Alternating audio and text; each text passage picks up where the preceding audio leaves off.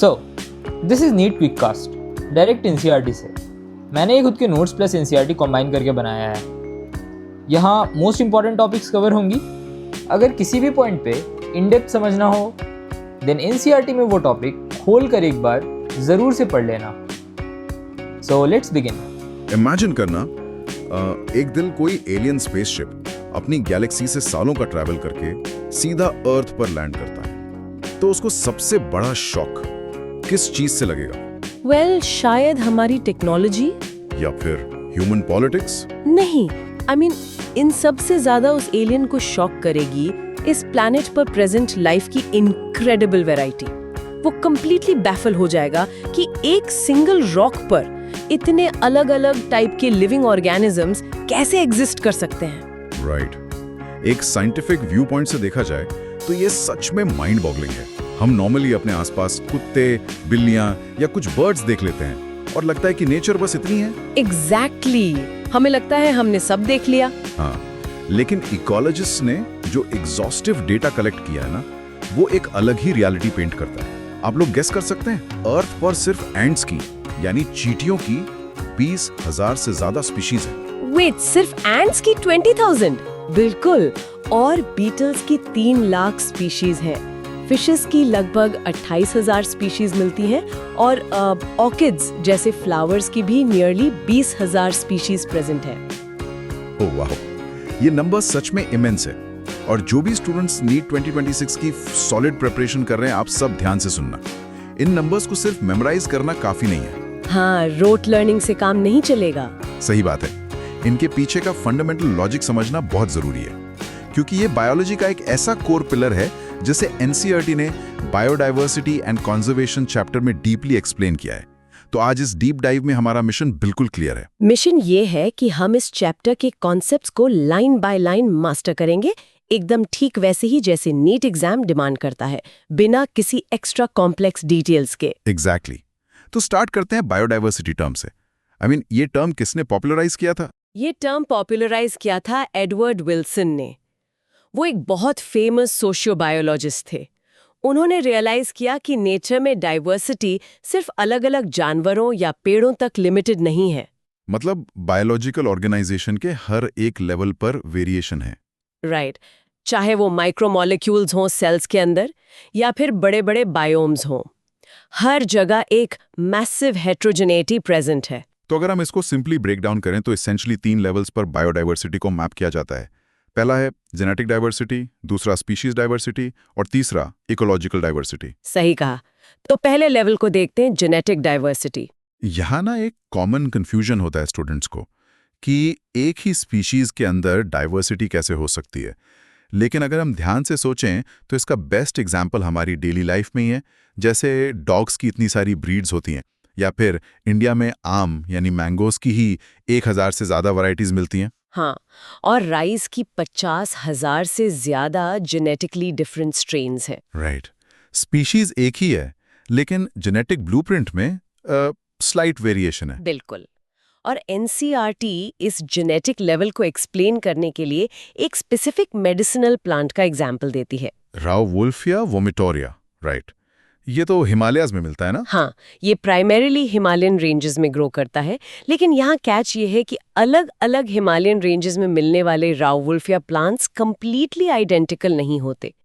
इस प्लांट से एक एक्टिव केमिकल प्रोड्यूस होता है जिसे रेज़ोपाइन कहते हैं। ओह, तो अल्टीट्यूड के हिसाब से केमिकल चेंज होता है। एग्जैक्टली। ज्योग्राफी और माइक्रोक्लाइमेट चेंज होने की वजह से इस रेज़ोपिन केमिकल की पोटेंसी और कॉन्सेंट्रेशन में ह्यूज जेनेटिक वेरिएशन डेवलप हो जाता है। समझ गया। मतलब सर्वाइवल के लिए प्लांट अपने जेनेटिक्स को स्लाइटली ट्वीक कर लेता है ताकि वो उस स्पेसिफिक एल्टीट्यूड या टेम्परेचर में बेस्ट थ्राइव कर सके। ये जेनेटिक वेरिएशन का एडवांटेज है। सही पकड़े। अब आते हैं दूसरे लेवल पर, जो है स्पीशीज डाइवर्सिटी। इसका सिंपल मतलब है कि एक स्पेसिफिक एरिया में कितनी अलग-अलग स्पीशीज प्रेजेंट हैं। इसमें एक बड़ा इंटरेस्टिंग कंपैरिजन निकल कर आता है।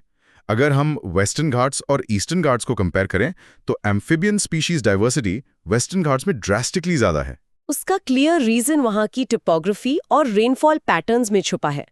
वेस्टर्न घाट्स में डेंस फॉरेस्ट है, कंटिन्यूस मॉइस्चर मिलती है, जो एम्फीबियंस के सर्वाइवल और उनके ब्रीडिंग साइकिल्स के लिए एक्सट्रीमली क्रूशियल है। तो उस कॉम्प्लेक्स एनवायरनमेंट ने नेचुरली ज्यादा एम्फीबियन स्पीशीज को इवॉल्व होने का चांस दिया है। बिल्कुल। और फिर आता है तीसरा लेवल, इकोलॉजिकल डाइवर्सिटी। यहाँ हम पूरे इकोसिस्टम्स की वैरायटी को मेजर करते हैं। तो यहाँ पर एक क्वेश्चन आता है मेरे दिमाग में। अगर कोई सोचे कि इंडिया की इकोलॉजिकल डाइवर्सिटी एक हाईली डेवलप्ड यूरोपियन कंट्री जैसे नॉर्वे उससे कैसी कंपेयर होती है, तो क्या लगता है? लॉजिकली लोग सोचेंगे कि नॉर्वे बेटर होगा क्योंकि वो डेवलप्ड है, पर रिजल्ट थोड़ा सरप्राइजिंग है। हाँ, इंडिया एक्चुअली वे अहेड है। इकोसिस्टम लेवल पर देखो, इंडिया के पास डेजर्ट्स हैं, rain forests, mangroves, coral reefs, wetlands, estuaries और आल्पाइन मेडोज, सब कुछ है। लेकिन नॉर्वे का एनवायरनमेंट मोस्टली यूनिफॉर्म और कोल्ड है, तो वहाँ ये बायोम वेरिएशन इतना एग्जिस्ट ही नहीं करता। राइट। और ग्लोबल स्केल पर अगर हम नंबर्स की बात करें तो रॉबर्ट मे के कंजर्वेटिव एस्टिमेट को सबसे ज्यादा वैलिड माना जाता है, जो कहता है कि अर्थ पर लगभग 7 मिलियन स्पीशीज एग्जिस्ट करती हैं। 7 मिलियन, वो ह्यूज नंबर है। और इसमें इंडिया का रोल काफी सिग्निफिकेंट है। इंडिया के पास दुनिया का सिर्फ 2.4% लैंड एरिया है, लेकिन ग्लोबल स्पीशीज डाइवर्सिटी में हमारा शेयर 8.1% है। मतलब एरिया कम है पर वैरायटी बहुत ज्यादा है। इसी मैसिव कॉन्सेंट्रेशन की वजह से तो इंडिया दुनिया की 12 मेगा डाइवर्सिटी कंट्रीज की लिस्ट में प्रोमिनेंट पोजीशन होल्ड करता है। सही बात है। लेकिन एक बेसिक डाउट और आता है, अगर अर्थ पर 7 मिलियन स्पीशीज हैं, तो क्या वो प्लैनेट पर यूनिफॉर्मली स्प्रेड है? I mean, अगर कोई एलियन इक्वेटर से ट्रैवल करना शुरू करे और पोल्स तक जाए, तो क्या उसको हर जगह इक्वल लाइफ दिखेगी? नहीं, बिल्कुल नहीं। प्लांट और एनिमल डाइवर्सिटी ग्लोबली बहुत अनइवनली डिस्ट्रीब्यूटेड है। नेचर यूनिफॉर्मली ऑपरेट नहीं करती। तो इसका क्या पैटर्न है? यहाँ सबसे डिफाइनिंग पैटर्न जो शो होता है उसे लैटिट्यूडनल ग्रेडियंट्स कहते हैं। As a general thumb rule, जैसे जैसे हम इक्वेटर से पोल्स की तरफ मूव करते हैं, स्पीशीज डाइवर्सिटी नेचुरली डिक्रीज करती जाती है। मतलब ट्रॉपिक्स जो इक्वेटर के बिल्कुल पास हैं, वहां मैक्सिमम लाइफ फ्लरिश करती है। एग्जैक्टली। इसे हम डेटा से वेरीफाई कर सकते हैं। बर्ड्स की स्पीशीज का डिस्ट्रीब्यूशन इसका बेस्ट इंडिकेटर है। देखो, कोलंबिया जो बिल्कुल इक्वेटर पर लोकेट करता है, वहां बर्ड्स की 1400 स्पीशीज मिलती हैं। 1400? ओके। और इंडिया जो मोस्टली ट्रॉपिकल लैटिट्यूड्स में फॉल करता है, यहाँ लगभग 1200 स्पीशीज हैं। लेकिन जैसे ही हम टेम्परेट जोन में जाते हैं, नंबर्स गिरने लगते हैं। न्यूयॉर्क में सिर्फ 105 स्पीशीज बचती हैं। वेट, और अगर हम एकदम पोल्स के पास जाएं जैसे ग्रीनलैंड? ग्रीनलैंड में सिर्फ 56 स्पीशीज रह जाती हैं। ओह वाह, सिर्फ 56? ये तो बहुत ड्रास्टिकली ड्रॉप हो गया। हाँ, और सिर्फ बर्ड्स ही नहीं, अगर हम अमेज़ोनियन रेन फॉरेस्ट की बात करें जो साउथ अमेरिका में है, उसकी बायोलॉजिकल डाइवर्सिटी अर्थ पर ग्रेटेस्ट है। प्लांट्स की 40,000 स्पीशीज, फिशेस की 3,000 और इंसेक्ट्स की तो 1,25,000 से ज्यादा स्पीशीज आइडेंटिफाइड है वहाँ। यहाँ मेरे माइंड में एक बड़ा ऑब्वियस क्वेश्चन आता है, और स्टूडेंट्स भी शायद यही सोच रहे होंगे। ट्रॉपिक्स में ऐसी क्या स्पेशल पावर या क्वालिटी है, ऐसा क्या एडवांटेज है जो बाकी टेम्परेट रीजन्स में प्रेजेंट नहीं है? वेल, इस लैटिट्यूडनल ग्रेडियंट को इकोलॉजिस्ट मेनली 3 मेजर एवोल्यूशनरी और एनवायरमेंटल रीजन से एक्सप्लेन करते हैं। पहला और सबसे क्रिटिकल रीजन है पास्ट ग्लेशिएशंस का एब्सेंस। ग्लेशिएशंस मतलब आइस एजेस? हाँ, टेम्परेट रीजन्स में हिस्ट्री में फ्रीक्वेंट आइस एजेस आए हैं। आइस एज आने का मतलब है वहाँ की पूरी existing life completely wipe out हो जाना और एवोल्यूशन का प्रोसेस बार बार जीरो से रीस्टार्ट होना। ओह, तो बार बार रीसेट बटन दब रहा था टेम्परेट जोन्स में। एग्जैक्टली। लेकिन tropical latitudes millions of years तक रिलेटिवली अनडिस्टर्ब्ड रहे, तो उन्हें स्लोली इवॉल्व होने और अलग अलग कॉम्प्लेक्स स्पीशीज बनाने के लिए एक अनइंटरप्टेड लंबा टाइम मिला। ये तो सच में बहुत बड़ा एडवांटेज है। और बाकी 2 रीजंस क्या हैं? दूसरा फैक्टर है environmental stability. Tropical environments less seasonal होते हैं, वहाँ टेम्परेचर और मॉइस्चर रफली कांस्टेंट और प्रिडिक्टेबल रहता है। तो उससे फायदा क्या होता है स्पीशीज को? इस स्टेबिलिटी की वजह से एनिमल्स और प्लांट्स को स्पेसिफिक नीशेस डेवलप करने का मौका मिलता है। जैसे एक इंसेक्ट स्पेसिफिकली एक ही पर्टिकुलर फ्लावर पर सरवाइव करने के लिए इवॉल्व हो सकता है, क्योंकि उसको पता है वो फ्लावर साल भर वहाँ रहेगा। ये नीश स्पेशलाइजेशन डाइवर्सिटी को बढ़ाता है। Right right. और तीसरा फैक्टर? तीसरा फैक्टर डायरेक्टली फिजिक्स से रिलेटेड है, हाई सोलर एनर्जी। इक्वेटर पर सनलाइट डायरेक्ट और अबंडेंट मिलती है। और ज्यादा सनलाइट का मतलब है ज्यादा फोटोसिंथेसिस, राइट? बिल्कुल। हायर प्लांट प्रोडक्टिविटी का सीधा मतलब है कि फूड वेब के बेस पर ज्यादा रिसोर्सेज अवेलेबल हैं, जो नेचुरली मैसिव पॉपुलेशंस और डाइवर्स एनिमल स्पीशीज को आगे सपोर्ट कर सकते हैं। Makes complete sense. अब इन ज्योग्राफिकल डिस्ट्रीब्यूशन के पैटर्न्स के साथ एक और कॉन्सेप्ट जुड़ा हुआ है जो एनसीईआरटी में बहुत प्रोमिनेंटली दिया है, स्पीशीज एरिया रिलेशनशिप। ये अलेक्जेंडर वॉन हम्बोल्ट ने प्रपोज किया था ना? हाँ, वो एक फेमस जर्मन नेचुरलिस्ट और ज्योग्राफर थे। जब वो साउथ अमेरिकन जंगल्स को एक्सप्लोर कर रहे थे, उन्होंने एक सिंपल पैटर्न नोटिस किया। अगर आप एक छोटे से फॉरेस्ट पैच में वॉक करना शुरू करें, तो शुरू में आपको नई नई स्पीशीज मिलेंगी। राइट। और जैसे जैसे आपका एक्सप्लोरेशन का एरिया इंक्रीज करेगा, वैसे वैसे और नई स्पीशीज मिलती जाएंगी। लेकिन ये कंटिन्यूअस एंडलेस इंक्रीज तो नहीं हो सकता ना? आई मीन, एक लिमिट तो आएगी। एग्जैक्टली। हम्बोल्ट ने वही पॉइंट आउट किया। नई स्पीशीज मिलने का रेट एरिया बढ़ने के साथ बढ़ता जरूर है, बट सिर्फ एक स्पेसिफिक लिमिट तक। अगर इस रिलेशनशिप को हम एक ग्राफ पर प्लॉट करें, तो एक रेक्टेंगुलर हाइपरबोला का कर्व बनता है। ओह, क्योंकि एक पॉइंट के बाद नए एक्सप्लोर किए गए एरिया में वही सेम स्पीशीज रिपीट होना शुरू हो जाती हैं। सारे अवेलेबल इकोलॉजिकल नीशेस कवर हो चुके होते हैं। सही कहा।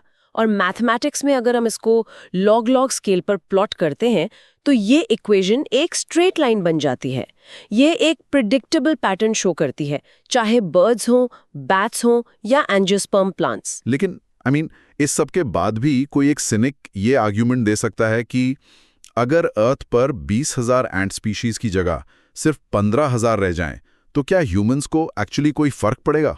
आई मीन, फॉरेस्ट तो वही रहेगा ना?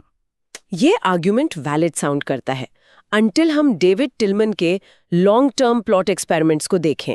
उन्होंने क्या डिस्कवर किया था? टिलमन ने स्ट्रिक्टली प्रूव किया कि इकोसिस्टम की स्टेबिलिटी उसकी स्पीशीज रिचनेस से डायरेक्टली लिंक्ड है। जिन आउटडोर प्लॉट्स में ज्यादा स्पीशीज डाइवर्सिटी प्रेजेंट थी, वहां उन्होंने नोटिस किया कि year two year total biomass में वेरिएशन बहुत कम था। मतलब इकोसिस्टम ड्रॉट्स या पेस्ट्स आने पर भी जल्दी रिकवर कर लेता था। Exactly. Mathematically more species equals more stability. उन्होंने ये भी दिखाया कि इंक्रीज्ड डाइवर्सिटी से इकोसिस्टम की टोटल प्रोडक्टिविटी स्ट्रिक्टली हायर रहती है। इस कॉन्सेप्ट को समझने के लिए ना एक और बहुत पावरफुल विजुअल एनालॉजी है मेरे पास, स्टैनफोर्ड इकोलॉजिस्ट पॉल एरलिक की रिवेट पॉपर हाइपोथेसिस। तो स्टूडेंट्स, इसको ध्यान से विजुअलाइज करना। अगर हम एक इकोसिस्टम को एक बड़ा एयरप्लेन इमेजिन करें। Okay, airplane. हाँ, और उस एरोप्लेन को स्ट्रक्चरली जोड़कर रखने वाले जो हजारों रिवेट्स या नट बोल्ट्स हैं, उन्हें हम अलग अलग स्पीशीज मान लेते हैं। अब सोचो, फ्लाइट में बैठा हर पैसेंजर अपने मजे के लिए एयरप्लेन का एक रिवेट निकालकर घर ले जाना शुरू कर दे, तो हर रिवेट पॉप करना डायरेक्टली एक स्पीशीज के एक्सटिंक्शन को रिप्रेजेंट कर रहे हैं। एग्जैक्टली। अब शुरू में अगर सीट्स के या इंटरनल कैबिन्स के कुछ रिवेट्स निकल भी जाएं, तो प्लेन शायद बिना किसी प्रॉब्लम के स्मूथली फ्लाई करता रहेगा। लोग सोचेंगे कि एक दो रिवेट निकालने से क्या ही फर्क पड़ेगा, पर फर्क तो पड़ता है आगे चलकर। बिल्कुल। लेकिन अगर कोई ऐसे रिवेट्स निकालना शुरू कर दे जो एरोप्लेन के विंग्स को होल्ड करते हैं, तो प्लेन का क्रैश होना 100% इनएविटेबल है। वो कंप्लीटली क्रैश करेगा। राइट। और वो विंग्स वाले रिवेट्स एक्चुअली उनकी स्पीशीज या कीस्टोन स्पीशीज को रिप्रेजेंट करते हैं, जिन पर पूरा इकोसिस्टम का फंडामेंटल स्ट्रक्चर डिपेंडेंट होता है।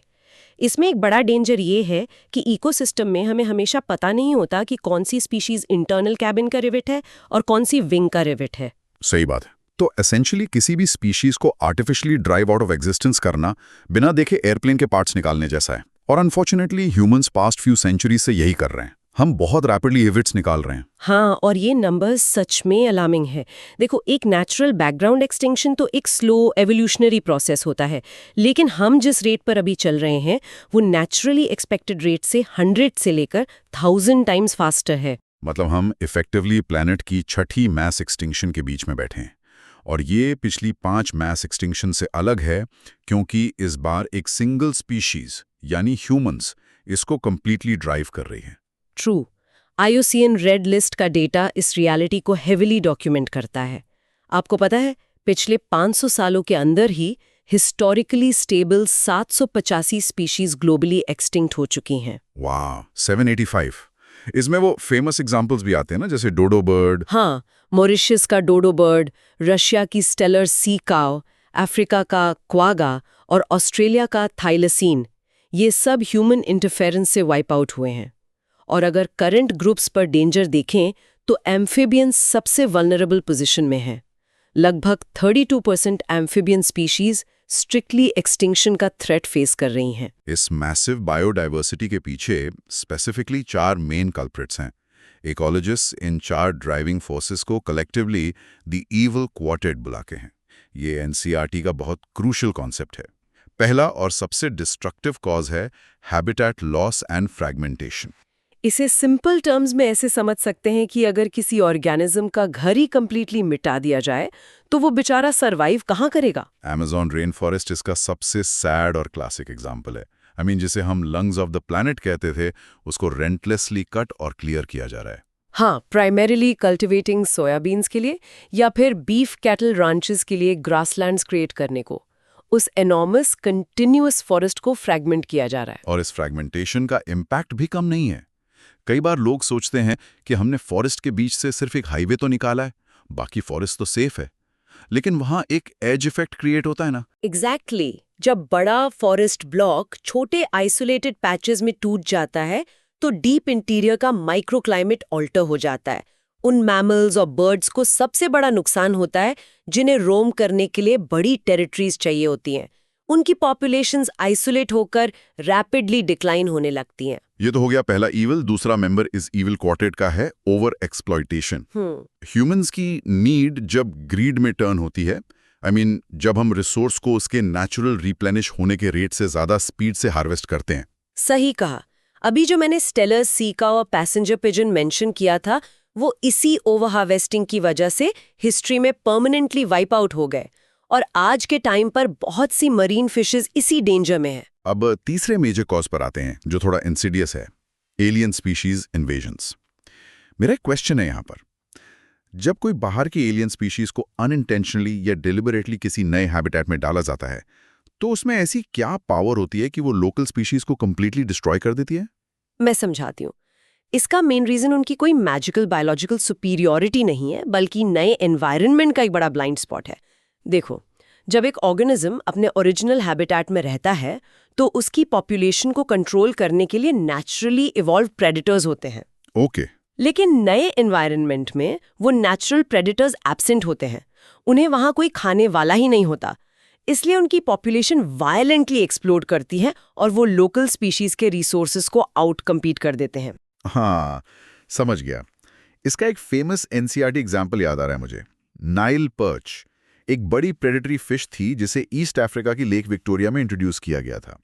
इस सिंगल इंट्रोडक्शन का रिजल्ट ये हुआ कि उस लेक में नेचुरली मिलने वाली सिसलेट फिश की 200 से ज्यादा स्पीशीज एंटायरली एक्सटिंक्ट हो गईं। बिल्कुल, और प्लांट्स में भी इसके एग्जाम्पल्स हैं, जैसे कैरेट ग्रास या पार्थेनियम, लंटेना और वाटरवेज को चोक करने वाली वाटर हाइसिंथ जिसे आइचोर्निया कहते हैं। इन एलियन इन्वेजिव वीड्स ने हमारी नेटिव प्लांट स्पीशीज को हेविली थ्रेटन किया है। राइट। और आखिरी हिस्सा इस इविल क्वार्टेट का है को-एक्सटिंक्शंस। ये नेचर के इंट्रिकेट वेब का एक डार्क रियलिटी है। एक होस्ट पैरासाइट रिलेशनशिप में अगर स्पेसिफिक होस्ट फिश एक्सटिंक्ट हो गई तो उसके साथ उसका यूनिक पैरासाइट कॉम्बिनेशन भी तो हमेशा के लिए खत्म हो जाएगा ना। ट्रू। और सेम लॉजिक उन प्लांट पॉलिनेटर म्यूचुअलिज्म्स पर अप्लाई होता है। अगर एक स्पेसिफिक वॉस्प स्पीशीज जो एक पर्टिकुलर फिग प्लांट को पॉलिनेट करती है वो एनवायरनमेंट से हट जाए तो उस प्लांट का रिप्रोड्यूस करना ही कंप्लीटली इम्पॉसिबल हो जाएगा। ये चारों फोर्सेस नेचर का बैलेंस बिगाड़ रही हैं। तो नेचुरली अगला सवाल उठता है, how do we fix this? और सोसाइटी को कैसे कन्विंस करें कि नेचर कंजर्वेशन जरूरी है? कंजर्वेशन बायोलॉजिस्ट ने इसके लिए 3 मेन आर्ग्यूमेंट्स प्रेजेंट की हैं। पहला है नैरोली यूटिलिटेरियन आर्ग्यूमेंट, मतलब जो डायरेक्ट और प्रैक्टिकल इकोनॉमिक बेनिफिट्स हमें मिलते हैं। एग्जैक्टली। हम नेचर से एंडलेस चीजें निकालते हैं, फूड, फायरवुड, कंस्ट्रक्शन मटेरियल और most importantly medicines. World wide commercial market में 25% से ज्यादा ड्रग्स डायरेक्टली प्लांट से एक्सट्रैक्टेड हैं। इस बायोलॉजिकल लाइब्रेरी को प्रिजर्व करना प्योरली इकोनॉमिक सेंस बनाता है। दूसरा पर्सपेक्टिव है ब्रॉडली यूटिलिटेरियन आर्ग्यूमेंट, मतलब वो मेजर इकोसिस्टम सर्विसेज जिन्हें हम जनरली फ्री समझ लेते हैं। सही बात है। जैसे Amazon forest global oxygen production का लगभग 20% जनरेट करता है, और इंसेक्ट्स और बीज जो क्रॉप्स का पॉलिनेशन करते हैं। अगर बीज ना हो और हमें आर्टिफिशियली मैनुअल लेबर लगाकर हर एक फूल को पॉलिनेट करवाना पड़े, तो फूड प्रोडक्शन की कॉस्ट तो इतनी एस्ट्रोनॉमिकली हाई हो जाएगी कि ग्लोबल इकोनॉमी वहीं कोलैप्स कर जाएगी। बिल्कुल। और तीसरा आर्ग्यूमेंट इन सबसे ऊपर है, एथिकल आर्ग्यूमेंट। हम इस प्लैनेट पर अकेले नहीं रहते हैं। लाखों स्पीशीज ऑफ प्लांट्स, एनिमल्स और माइक्रोब्स हमारे साथ इस अर्थ को शेयर करते हैं। हर लिविंग एंटिटी की एक इंट्रिंसिक वैल्यू होती है। ये ह्यूमैनिटी की ड्यूटी है कि हम फ्यूचर जेनरेशंस को एक healthy, biologically rich legacy pass on करें। ये आर्ग्यूमेंट्स तो सॉलिड हैं, लेकिन प्रैक्टिकली कंजर्वेशन की स्ट्रैटेजीज क्या हैं? इसकी ब्रॉडली 2 डिस्टिंक्ट स्ट्रैटेजीज हैं एनसीईआरटी में, इन सीटू कंजर्वेशन और एक्स सीटू कंजर्वेशन। इसको विजुलाइज करने का एक बड़ा सिंपल तरीका है। इन सीटू को आप ऐसे समझ लो कि अपने खुद के घर में सेफ रखना, मतलब पूरे इकोसिस्टम को एज अ होल प्रोटेक्ट कर देना। जब इकोसिस्टम बचेगा तो उसके अंदर का हर एनिमल और प्लांट इनहेरेंटली बच जाएगा। राइट। और एक्स-C2 एक डेस्परेट मेजर है। जब किसी को डेंजर से निकालकर एक सेफ हॉस्पिटल या स्पेशल जोन में शिफ्ट करना पड़े। ये एनोलॉजी परफेक्टली फिट होती है। इन सीटू कंजर्वेशन का सबसे बड़ा रियल वर्ल्ड एग्जाम्पल है बायोडाइवर्सिटी हॉटस्पॉट्स। ग्लोबल लेवल पर कंजर्वेशनिस्ट के पास रिसोर्सेज लिमिटेड हैं, तो उन्होंने स्ट्रेटेजिक एरियाज आइडेंटिफाई किए हैं जहां स्पीशीज रिचनेस बहुत ज्यादा हाई है। और वहां एंडेमिज्म भी बहुत हाई होती है ना? हाँ, एंडेमिज्म यानी ऐसी स्पीशीज जो एक्सक्लूसिवली उसी एक रीजन में मिलती हैं और प्लैनेट पर कहीं और नेचुरली प्रेजेंट नहीं होंगे। इनिशियली इन हॉटस्पॉट्स का नंबर 25 था, पर अब अपडेटेड लिस्ट में 34 ग्लोबल बायोडाइवर्सिटी हॉटस्पॉट्स हैं। और स्टूडेंट्स, फैक्ट ये है कि ये 34 हॉटस्पॉट्स कंबाइंड अर्थ के लैंड एरिया का 2% से भी कम कवर करते हैं। लेकिन वहां प्रोटेक्शन देने से मास एक्सटिंक्शंस के ग्लोबल रेट को लगभग 30% तक रिड्यूस किया जा सकता है। और इंडिया के लिए प्राइड की बात है कि उन 34 में से 3 हॉटस्पॉट्स हमारे रीजन को इंटरसेक्ट करते हैं, western Ghats and Sri Lanka, Indo Burma और हिमालय। और नेशनली हमारे पास लीगली प्रोटेक्टेड इन-सिटू मेथड्स भी हैं, जैसे इंडिया में 14 बायोस्फीयर रिजर्व्स, 90 नेशनल पार्क्स और 400 से ज़्यादा वाइल्ड लाइफ सैंक्चुरीज हैं। इसके अलावा हमारा एक बड़ा कल्चरल हेरिटेज है सेक्रेड ग्रोव्स। ये बड़ा फैसिनेटिंग लगता है मुझे। अरावली हिल्स या महाराष्ट्र और कर्नाटका के वेस्टर्न घाट रीजन्स। वहाँ लोकल कम्युनिटीज के रिलीजियस बिलीफ्स इतने स्ट्रांग होते हैं कि एक भी पेड़ काटना स्ट्रिक्टली फॉरबिडन होता है। मेघालय के सेक्रेड ग्रोव्स तो थ्रेटन प्लांट स्पीशीज के लिए लिटरली आखिरी सेफ रिफ्यूजेस बन चुके हैं। लेकिन देखो, जब इन सिटू स्ट्रैटेजीज फेल होने लगती हैं और animal completely brink of extinction पर होता है, तब एक्स सिटू कंजर्वेशन जरूरी हो जाता है। मतलब हॉस्पिटल वाली स्ट्रैटेजी। एग्जैक्टली। जूलॉजिकल पार्क्स यानी जूज, बोटेनिकल गार्डन्स और वाइल्ड लाइफ सफारी पार्क्स इसी मॉडल पे आते हैं। थ्रेटेंड एनिमल्स को वाइल्ड से निकालकर हाईली कंट्रोल्ड एक्सपर्ट केयर में रखा जाता है। बहुत सारे लार्ज मैमल्स हैं जो वाइल्ड में एक्सटिंक्ट हो चुके हैं, पर जूज में सिक्योरली सर्वाइव और ब्रीड कर रहे हैं। और अब तो मॉडर्न बायोटेक्नोलॉजी ने इसको और आगे बढ़ा दिया है। क्रायो प्रिजर्वेशन टेक्निक्स के आने से एक्स सिचू कंजर्वेशन नेक्स्ट लेवल पर चला गया है। लिक्विड नाइट्रोजन यूज करके -196 डिग्री सेल्सियस पर गैमीट्स को वायबल कंडीशंस में इनडेफिनेटली स्टोर किया जा सकता है। सीड बैंक्स और इन विट्रो टिश्यू कल्चर भी मॉडर्न टूल्स हैं रेयर प्लांट्स के रैपिड प्रोपगेशन के लिए। नीट एस्पिरेंट्स को इन स्ट्रैटेजीज का क्लियर क्लासिफिकेशन माइंड में रखना जरूरी है। बिल्कुल। इन सिटू स्ट्रैटेजीज कौन सी हैं और एक्स सिटू में स्पेसिफिक टूल्स क्या आते हैं, ये लाइंस दिमाग में एकदम शार्प होनी चाहिए। तो इस पूरे डिस्कशन से हमने देखा कि latitudinal gradients, rivet popper hypothesis और एक्सटिंक्शन वेक्टर्स का कितना इंट्रिकेट मैट्रिक्स है। एक स्टूडेंट इस मैट्रिक्स को जितना क्लियरली विजुअलाइज करेगा, उसका कोर फाउंडेशन उतना ही स्ट्रांग होगा। मैं एग्री करती हूँ। डीप कंसेप्चुअल क्लैरिटी हमेशा रोट मेमोराइजेशन को हराती है। इस इंटरकनेक्टेड मैट्रिक्स को बार बार ट्रेस करना वही सक्सेस दिलाएगा। एब्सोल्युटली। तो एपिसोड रैप अप करने से पहले मैं सारे नीट 2026 एस्पिरेंट्स के लिए एक बड़ा इंटरेस्टिंग थॉट एक्सपेरिमेंट छोड़ना चाहता हूँ। इमेजिन करो कि तुम एक सुपर हीरो हो, ओके? एक सुपर हीरो इकोलॉजिस्ट। हाँ, और तुम्हारे पास रिसोर्सेज बिल्कुल लिमिटेड हैं। तुम्हारे पास ऑप्शन है, या तो अपना सारा अटेंशन एक सिंगल एंडेंजर्ड इंसेक्ट स्पीशी को बचाने में लगा दो, या फिर ऑप्शन 2, उस अकेले इंसेक्ट को छोड़कर अर्थ के सिर्फ 2% लैंड एरिया पर फोकस करके 30% से ज्यादा अलग स्पीशीज को ग्लोबली सेव कर लो, जैसे बायोडाइवर्सिटी हॉटस्पॉट्स में होता है। ये practical conservation versus pure ethical duty का परफेक्ट डिलेमा है। एग्जैक्टली। तुम कंजर्वेशन के लिए एक्चुअली क्या चूज करोगे और क्यों?